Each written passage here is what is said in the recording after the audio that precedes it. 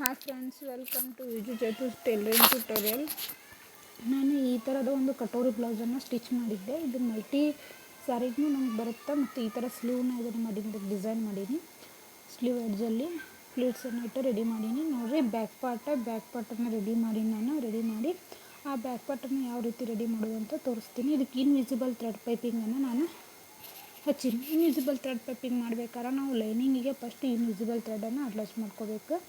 ಅದನ್ನು ಅಟ್ಯಾಚ್ ಮಾಡಿಕೊಂಡು ನೆಕ್ಸ್ಟ್ ಅದನ್ನು ಮೇನ್ ಫ್ಯಾಬ್ರಿಕ್ಕಿಗೆ ಅಟ್ಯಾಚ್ ಮಾಡೋದು ಹೆಂಗಂದ್ರೆ ಇಲ್ಲಿ ನೋಡಿರಿ, ನಮ್ಮ ಮೇನ್ ಫ್ಯಾಬ್ರಿಕ್ ಪಟ್ಟಿಯನ್ನು ಸೀದಾ ಇಡಬೇಕು ರೀ.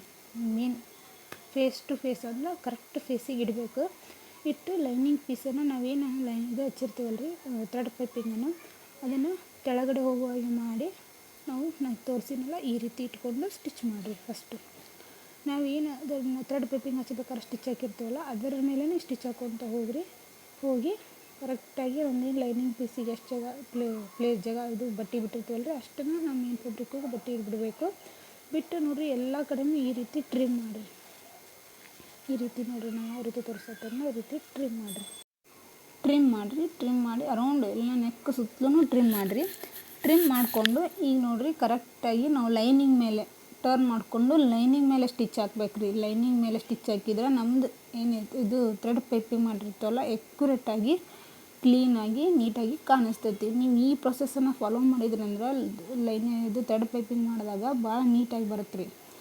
ಇಲ್ಲಾಂದ್ರೆ ಏನಾಗುತ್ತೆ, ಆ ಥ್ರೆಡ್ ಪೈಪಿಂಗು ಒಳಗಡೆ ಹೋದಂಗೆ ಆಗ್ತೈತಿ. ಹಿಂಗೆ ನಮ್ಗೆ ನೀಟ್ ಫಿನಿಶಿಂಗ್ ಬರೋಂಗಿಲ್ಲ. ಅದಕ್ಕೆ ನಾವು ಈ ರೀತಿ ಪ್ರೊಸೆಸನ್ನು ನೀವು ಮಾಡಲೇಬೇಕು. ಮಾಡಿರಿ ಕರೆಕ್ಟಾಗಿ ಬರುತ್ತೆ. ನೆಕ್ಸ್ಟ್ ನೋಡಿರಿ, ಅದರ ಒಂದು 1/4 ಇಂಚಿನಷ್ಟು ಬಿಟ್ಟು ಈ ಬಟ್ಟೆ ಒಂದು ಸ್ವಲ್ಪ ಹಿಂಗೆ ಸ್ಟಿಫಾಗಿ ಕುಂದ್ರಂಗಿಲ್ಲ ರೀ, ಉಬ್ಬ್ದಂಗೆ ಅನ್ಸಕತ್ತೆ ನಂಗೆ. ಅದಕ್ಕೆ ಅದು ನೀಟಾಗಿ ಕಾಣಿಸಲ್ಲ ಅಂಥೇಳಿ ನಾನು ಒಂದು 1/4 ಇಂಚ್ವರೆಗೂ ಒಂದು 1/4 ಇಂಚು ಹೊತ್ಬಿಟ್ಟು ಒಂದು ಸ್ಟಿಚ್ ಹಾಕಿದೆ. ಇದನ್ನು ಆಪ್ಷನ್ ರೀ, ನೀವು ಹಾಕ್ಬೋದು ಅಥವಾ ಬಿಡ್ಬೋದು. ನೋಡಿರಿ ಈ ರೀತಿ ಥ್ರೆಡ್ ಪೈಪಿಂಗ್ ನೀಟಾಗಿ ರೆಡಿ ಆಯಿತು. ನೆಕ್ಸ್ಟ್ ಸುತ್ತಲೂ ನಾವೇನು ಮಾಡಬೇಕು, ದೊಡ್ಡ ಹೊಲಿಗೆ ಇಟ್ಟು ಅದನ್ನು ಅಟ್ಯಾಚ್ ಮಾಡ್ಕೊಂಬಿಡ್ಬೇಕು ರೀ. ಮಾಡಿಕೊಂಡು ಈಗ ನೋಡಿರಿ, ನಾನೀಗ ಬ್ಯಾಕ್ ಟಕ್ಸ್ ಬರುತ್ತಲ್ಲ ರೀ ಬ್ಯಾಕ್ ಪಾರ್ಟ್ ಒಳಗೆ, ಆ ಟಕ್ಸನ್ನು ಹಿಡಿಯಾಕತ್ತೀನಿ. ಬ್ಯಾಕ್ ಟಕ್ಸ್ ಹಿಡಿಬೇಕಾದ್ರೆ 4 ಇಂಚ್ ಡಬಲ್ ಫೋಲ್ಡಿಂಗ್ ಮಾಡಿ 4 ಇಂಚ್ ವಿಡ್ತು 4 ಇಂಚ್ ಹೈಟಿಗೆ ಫಿಕ್ಸ್ ನಿಮ್ಗೆ 4/4 ಈ ರೀತಿ ಇಟ್ಕೊಂಡು ನೀವು ಕರೆಕ್ಟಾಗಿ ಹಾಕಿದ್ರೆ ಅಂದರೆ ಕರೆಕ್ಟಾಗಿ ಟಕ್ಸ್ ಸೆಂಟ್ರಲ್ಲೇ ನಮ್ಗೆ ಕರೆಕ್ಟಾಗಿ ಬರ್ತಾವೆ. ಮತ್ತು ಟಕ್ಸ್ ಹಾಕುವಂಥ ಒಂದು ಲೈನ್ ಹಾಕೋತೀವ, ಲೈನ್ ಮೇಲೆ ನಾರ್ಮಲ್ ಸ್ಟಿಚ್ಚನ್ನು ಹಾಕಬೇಕು. ಏನು ಡಾಚ್ ಹಿಡಿಲಾಗ ನಾರ್ಮಲ್ ಸ್ಟಿಚ್ ಹಾಕಿ ಆಮೇಲೆ ಡಾಚ್ ಹಿಡಿಬೇಕು.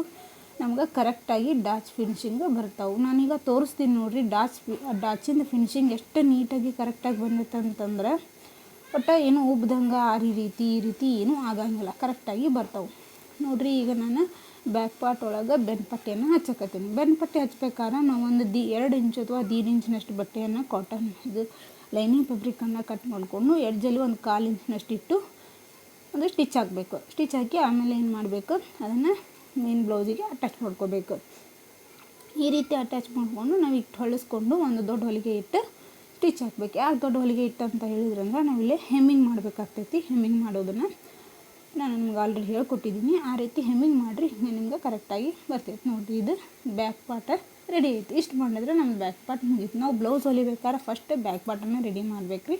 ನೋಡಿರಿ, ಈಗ ಜಸ್ಟ್ ಕಟೋರಿಯನ್ನು ಯಾವ ರೀತಿ ಅಟ್ಯಾಚ್ ಮಾಡೋದು ಅಂತ ನೋಡಿರಿ. ಕರೆಕ್ಟಾಗಿ ಕಟೋರ್ ಪೀಸನ್ನು ಇಟ್ಕೊಂಡು ಈ ರೀತಿ ನಾವು ಒಂದು ಸ್ವಲ್ಪ ಏನು ಕ್ರಾಸ್ ಪೀಸ್ ಇರುತ್ತಲ್ಲ ಒಂದು 1/4 ಇಂಚಿನಷ್ಟು ಒಂದು ಕ್ರಾಸಾಗಿ ಹೊರಗಡೆ ಬರುವಂಗೆ ಇಟ್ಕೊಂಡು ಈ ರೀತಿ ನೋಡಿರಿ ಎಷ್ಟು ಕರೆಕ್ಟಾಗಿ ನಮ್ಮ ಕಟೋರಿ ಪೀಸು ಕ್ರಾಸ್ ಪೀಸು ಕರೆಕ್ಟಾಗಿ ಅಟ್ಯಾಚ್ ಆಯ್ತು ರೀ. ಆಮೇಲೆ ಕಂಪಲ್ಸರಿ 2 ಸ್ಟಿಚ್ಚನ್ನು ಹಾಕೊಳಬೇಕು ರೀ.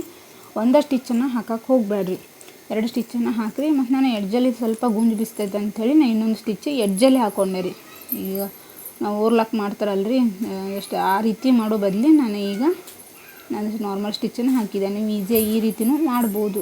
ಏನು ಬಟ್ಟೆ ಇದು ಬಿಸ್ತಿದ್ದು ಅಂದ್ರೆ ಈ ರೀತಿ ಮಾಡ್ಬೋದು. ನೋಡಿರಿ, ಸೆಂಟರಲ್ಲಿ ಕರೆಕ್ಟಾಗಿ ಕಟೋರಿ ಪೀಸನ್ನು ಕಟ್ ಮಾಡಿಕೊಂಡು 1/4 ಇಂಚು ನೆಕ್ಸ್ಟ್ ನೋಡಿರಿ ಇಲ್ಲಿ ಹೈಟಿಗೆ 3 ಇಂಚು ಈ ಕ್ರಾಸಾಗಿ ಏನು ಮಾಡೋಕೆ ಆ ಲೈನು ಕುಡಿಸಿ ಒಂದು ಸೆಂಟ್ರಲ್ಲಿ ಈ ರೀತಿ ಡಾಚ್ ಹಿಡಿಬೇಕು. ಈ ರೀತಿ ಹಿಡಿದ್ರೆ ಅಂದರೆ ಪರ್ಫೆಕ್ಟಾಗಿ ಡಾಚ್ ರೆಡಿ ಆಗ್ತೈತಿ. ಎಕ್ಸ್ಟ್ರಾ ಬಟ್ಟೆ ಇರೋದನ್ನು ಒಂದು 1/4 ಇಂಚಿನಷ್ಟು ಬಿಟ್ಟು ಕಟ್ ಮಾಡಿ ತೆಗೆದುಬಿಡ್ರಿ, ಇಡಬೇಡ್ರಿ ಅಲ್ಲೇ. ಕರೆಕ್ಟ್ ಅಂದ್ರೆ ನಮ್ದು ನಾವು ಏನು ಪ್ರೊಸೆಸ್ ಐತೆ ಆ ರೀತಿ ಮಾಡಿದ್ರೆ ನಿಮ್ಗೆ ಫಿನಿಶಿಂಗ್ ನೋಡಿ ಎಷ್ಟು ಚಂದ ಕಟೋರಿ ರೆಡಿ ಆಗೈತೆ ನೋಡಿರಿ. ಕಟೋರಿ ಪೀಸ್ ಭಾರಿ ಮಸ್ತ್ ಕುಂತೈತೆ ರೀ. ಬ್ಲೌಸು ಭಾರಿ ನೀಟಾಗಿ ಬಂದೈತಿ ನೋಡಿರಿ. ಯಾವಾಗಲೂ ನಾವು ಅದನ್ನು ಸ್ಟಿಚ್ ಮಾಡ್ಬೇಕಾದ್ರೆ ಆ ಕಡೆ ಸೈಡನ್ನ ಬರಬೇಕು ರೀ. ಅದು ಬಟ್ಟೆ ಏನು ನಾವು ಕಟ್ ಮಾಡಿರ್ತೀವಲ್ಲ ಅದು ಆ ಕಡೆನೇ ಬರಬೇಕು. ಈ ರೀತಿ ಕರೆಕ್ಟಾಗಿ ಕ್ರಾಸ್ ಪೀಸನ್ನು ಕ್ರಾಸ್ ಬೆಲ್ಟಿಗೆ ಅಟ್ಯಾಚ್ ಮಾಡ್ಕೋಬೇಕು.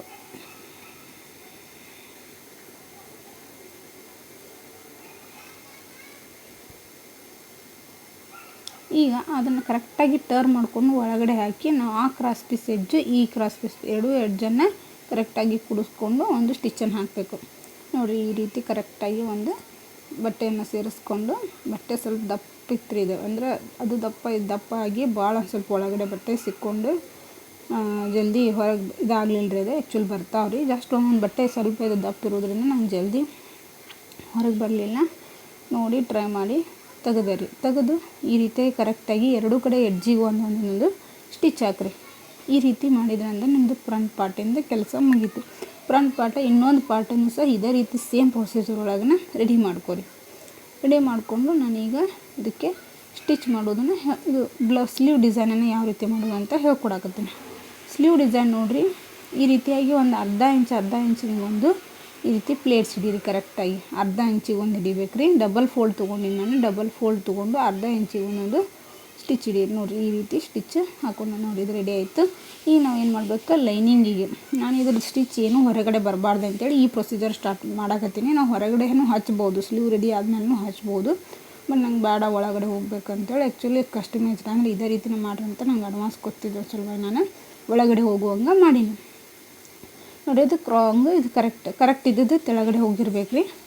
ನೋಡಿರಿ ಕರೆಕ್ಟ್ ಇದ್ದದ್ದು ನಮ್ದು ಏನಾಯ್ತು, ಈಗ ಲೈನಿಂಗ್ ನಾವು ಜಸ್ಟ್ ಏನು ಇನ್ವಿಸಿಬಲ್ ಥ್ರೆಡ್ ಪೈಪಿಂಗ್ ಮಾಡ್ತೀವಲ್ಲ ಅದೇ ರೀತಿನ ರೀ.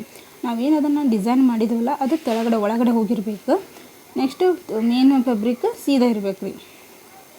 ನೀವು ನೋಡ್ತಾ ಇರ್ಬೋದು, ಗೊತ್ತಾಗುತ್ತಾ, ಸೀದಾ ಇತ್ತು ಅದ್ರ ಮೇಲೆ ಲೈನಿಂಗ್ ಅಟ್ಯಾಚ್ ಮಾಡಿದೆ.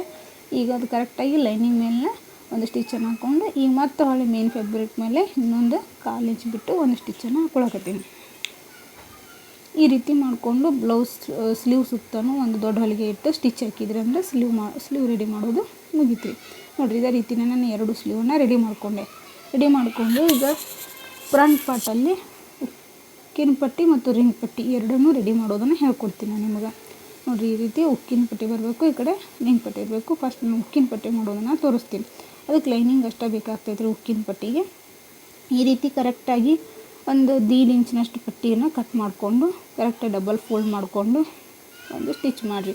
ಈಗ ಟರ್ನ್ ಮಾಡಿಕೊಂಡು ಕರೆಕ್ಟಾಗಿ ಲೈನಿಂಗ್ ಮೇಲೆ ಸ್ಟಿಚ್ ಹಾಕಿರಿ. ಲೈನಿಂಗ್ ಮೇಲೆ ಸ್ಟಿಚ್ ಹಾಕಬೇಕು. ಆಮೇಲೆ ಈ ರೀತಿ ಟರ್ನ್ ಮಾಡಿಕೊಂಡು ಕರೆಕ್ಟಾಗಿ ಎಡ್ಜಲ್ಲಿ ಲೈನಿಂಗ್ ಮೇಲೆ ಎಡ್ಜಲ್ಲಿ ಕರೆಕ್ಟಾಗಿ ಸ್ಟಿಚ್ ಹಾಕ್ಬೇಕು ರೀ. ಇದು ಒಂದು ಉಕ್ಕಿನ ಪಟ್ಟಿ ಮುಗೀತು. ಇಷ್ಟು ಮಾಡಿದರೆ ನೋಡಿರಿ. ಈಗ ನಾನು ಇದನ್ನು ಹೇಳತ್ತೀನಿ, ರಿಂಗ್ ಪಟ್ಟಿ ಹೇಳಾಕತ್ತೀನಿ. ರಿಂಗ್ ಪಟ್ಟಿ ಕಟ್ ಮಾಡ್ಬೇಕಾದ್ರೆ ನಮಗೊಂದು 2.5-3 ಇಂಚ್ವರೆಗೂ ಬಟ್ಟೆ ಇದ್ದರೂ ಪರವಾಗಿಲ್ಲ, ನಡೀತೈತೆ ರೀ. ಎಷ್ಟು ಇದು ಅರಿವು ಜಾಸ್ತಿ ಇರ್ತೈತೆ ಅಷ್ಟು ನಮ್ಗೆ ಕಂಫರ್ಟಾಗಿ ಸ್ಟಿಚ್ ಮಾಡ್ಬೋದು. ಈ ರೀತಿ ಹೊಲಿಸ್ಕೊಂಡು ಈಗ ಅದನ್ನು ಸ್ಟಿಚ್ ಮಾಡಿದ್ರ ಮೇಲೆ ಇನ್ನೊಂದು ಸ್ಟಿಚ್ ಹಾಕಿಬಿಟ್ರಂದ್ರೆ ನಿಮಗೆ ರಿಂಗ್ ಪಟ್ಟಿನೂ ರೆಡಿ ಆಗ್ತೈತಿ. ಏನು ಇಲ್ಲರಿ, ಈಸಿ ಐತ್ರಿ. ಸ್ವಲ್ಪ ನೀವು ಪ್ರಯತ್ನ ಪಟ್ಟರೆ ಇನ್ನೂ ಭಾಳ ಈಸಿ ಆಗ್ತೈತಿ.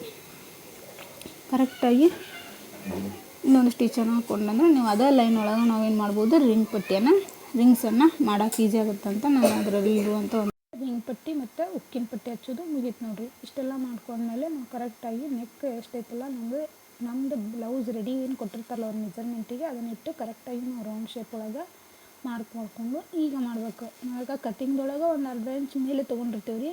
ಹಾಗಾಗಿ ಕರೆಕ್ಟಾಗಿ ಈಗ ಅದನ್ನು ಅಡ್ಜಸ್ಟ್ ಮಾಡಿ ಸೆಟ್ ಮಾಡಿದ್ರಂದ್ರೆ ಅವ್ರದ್ದು ಎಷ್ಟು ನೆಕ್ ಲೆಂತ್ ಇರುತ್ತಲ್ಲ ಅಷ್ಟಕ್ಕೆ ನಾವು ಅಡ್ಜಸ್ಟ್ ಮಾಡೋಕ್ಕೆ ಈಸಿ ಆಗ್ತೈತಿ. ಇದಾದಮೇಲೆ ಈಗ ನಾನು ಫ್ರಂಟ್ ಪಾರ್ಟ್ ಒಳಗೆ ನಾನು ಇದಕ್ಕೆ ಹೆಮ್ಮಿಂಗ್ ಮಾಡೋಕ್ಕೆ ಮತ್ತು ಡಬಲ್ ಸ್ಟಿಚ್ ಹಾಕೋಕ್ಕೆ ಬರುತ್ತೆ ಅಂತೇಳಿ ಈ ರೀತಿ ಒಂದು ನೋಡಿದೆ. ಯಾಕಂದ್ರೆ ಬ್ಯಾಕ್ ಪಾರ್ಟ್ ಒಳಗೆ ನಾನು ಆಲ್ರೆಡಿ ಇದನ್ನು ಮಾಡೀನಿ, ಇನ್ವಿಸಿಬಲ್ ಪೈಪಿಂಗ್ ಮಾಡಿ ತೋರಿಸೀನಿ ನಿಮಗೆ. ಅಂದರೆ ಫ್ರಂಟ್ ಪಾರ್ಟ್ ಒಳಗೆ ಮಾಡಿದ್ದಿಲ್ಲ ನಾನು. ಅದಕ್ಕೆ ನಾನು ಏನು ಮಾಡಾಕತ್ತೀನಿ, ಜಸ್ಟ್ ಒಂದು ಹೆಮ್ಮಿಂಗ್ ಟೈಪ್ ಆಗಲಿ ಅಥವಾ ಡಬಲ್ ಸ್ಟಿಚ್ ಹಾಕಿ ಮಾಡ್ತಾರಲ್ಲ, ನಾನು ಹಿಂಗೆ ಮಾಡ್ತೀನಿ ನೋಡಿರಿ. ಆ ರೀತಿನೂ ಮಾಡ್ಬೋದು ಅಥವಾ ಹೆಮ್ಮಿಂಗದ್ದು ಮಾಡ್ಬೋದು. ಅವ್ರವ್ರ ಲೈಕ್ ಯಾವುದಾಗುತ್ತೆ ಅದನ್ನು ಮಾಡ್ಬೋದು. ಅದಕ್ಕೆ ನಾನು ಇದಕ್ಕೆ ಅದೇ ಸೂಟ್ ಆಗುತ್ತೆ. ಬ್ಯಾಕ್ ಸೈಡ್ನು ಸ್ಟಿಚ್ ಹಾಕಿನಿ, ಇದಕ್ಕೂ ಸ್ಟಿಚ್ ಹಾಕಿ ಚಲೋ ಆಗ್ತೈತೆ ಅಂತೇಳಿ ನಾನು ಸ್ಟಿಚಿಂಗದ್ದು ಮಾಡಾಕತ್ತೀನಿ. ಸದ್ಯ 2 ಸ್ಟಿಚ್ಚನ್ನು ಹಾಕ್ಬೇಕು ರೀ ಮೇಲೆ. ಜಸ್ಟ್ ಸೇಮ್ ನಾವೇನು ಹೆಮ್ಮಿಂಗ್ ಮಾಡ್ಬೇಕಾದ್ರೆ ಮಾಡ್ತೀವಲ್ಲ ಅದೇ ಸೇಮ್ ಪ್ರೊಸೀಜರ್. ಹೆಮ್ಮಿಂಗ್ ಮಾಡ್ಬೇಕಾದ್ರೆ ಒಂದೇ ಸ್ಟಿಚ್ ಹಾಕ್ತೀವಿ ರೀ. ಇದನ್ನು ಮಾಡ್ಬೇಕಾದ್ರೆ 2 ಸ್ಟಿಚ್ ಹಾಕಬೇಕು. ನೋಡಿರಿ ಎಷ್ಟು ಕರೆಕ್ಟಾಗಿ ನೀವು ಇನ್ಸೈಡ್ ಸಹಿತ ಕ್ಲಿಯರ್ ನೀಟಾಗಿ ಬಂದೈತಿ. ಈ ರೀತಿ ನೀವು ಫಾಲೋ ಮಾಡಿ ಸ್ಟೆಪ್ಪನ್ನು ಫಾಲೋ ಮಾಡ್ಕೊತ ಹೋದ್ರಿಂದ ನಿಮ್ಗೆ ಕರೆಕ್ಟಾಗಿ ಈಗ ನಾವು ಶೋಲ್ಡ್ರನ್ನು ಅಟ್ಯಾಚ್ ಮಾಡ್ಕೊಳ್ಳೋಣ. ಶೋಲ್ಡ್ರ್ ಅಟ್ಯಾಚ್ ಮಾಡಬೇಕಾದ್ರೆ ಡಬಲ್ ಸ್ಟಿಚ್ಚನ್ನು ಹಾಕಿರಿ ಯಾವಾಗಲೂ 2 ಕಡೆನೂ. ಡಬಲ್ ಸ್ಟಿಚ್ಚನ್ನ ಹಾಕ್ರಿ. ಕರೆಕ್ಟಾಗಿ ನಾವೇನು ಕಟ್ಟಿಂಗ್ ಮಾಡಿರ್ತೀವಲ್ಲ ಅದೇ ಕರೆಕ್ಟಾಗಿ ನೋಡ್ಕೊಂಡಿದ್ರಂದ್ರೆ ಸ್ಟಿಚಿಂಗ್ನು ನಮ್ಗೆ ಕರೆಕ್ಟಾಗಿ ಬರ್ತೈತಿ. ಬ್ಲೌಸ್ ಯಾವುದು ಶೋಲ್ಡ್ರ್ ಡ್ರಾಪ್ ಆಗಂಗಿಲ್ಲ ರೀ. ನಾ ಯಾವ ಬ್ಲೌಸಿಗೂ ಲಟ್ಕನ್ ಹಚ್ಚೋದು ಭಾಳ ಕಡಿಮೆ ರೀ. ಲಟ್ಕನ್ ಒಟ್ಟು ಹಚ್ಚೋದಿಲ್ಲ, ಅಂದ್ರೆ ಯಾವುದೇ ಬ್ಯಾಕ್ ಸೈಡ್ ಇದನ್ನು ಏನೂ ಮಾಡಿ ಕೊಡೋಂಗಿಲ್ಲ. ಯಾಕಂದ್ರೆ ನಾನು ಯಾವ ಆಲ್ಮೋಸ್ಟ್ ಬ್ಲೌಸ್ ಶೋಲ್ಡ್ರ್ ಡ್ರಾಪ್ ಆಗೋದೇ ಇಲ್ಲ. ಶೋಲ್ಡ್ರ್ ಅಟ್ಯಾಚ್ ಮಾಡಿದ್ಮೇಲೆ ನಾವು ಈ ರೀತಿ ಅದು ಆ ಕಡೆ ಈ ಕಡೆ ಹೋಗ್ಬಾರ್ದು ಅಂತೇಳಿ ನೀವು ಬ್ಯಾಕ್ ಸೈಡಲ್ಲಿ ಬರುವಂಗೆ ಒಂದು ಸ್ಟಿಚ್ಚನ್ನು ಹಾಕಿರಿ. ಕರೆಕ್ಟಾಗಿ ನಿಮಗೆ ಆ ಕಡೆ ಈ ಕಡೆ ಅದು ಪಟ್ಟದೇನು ಪಟ್ಟಿ ಒಳಗಿನ ಪಟ್ಟಿ ಬಂದಿರ್ತದಲ್ಲ ರೀ, ಸರ್ದಾಡುವುದಿಲ್ಲ, ನಿಮಗೆ ನೀಟೂ ಅನಿಸ್ತೈತೆ ಅದು.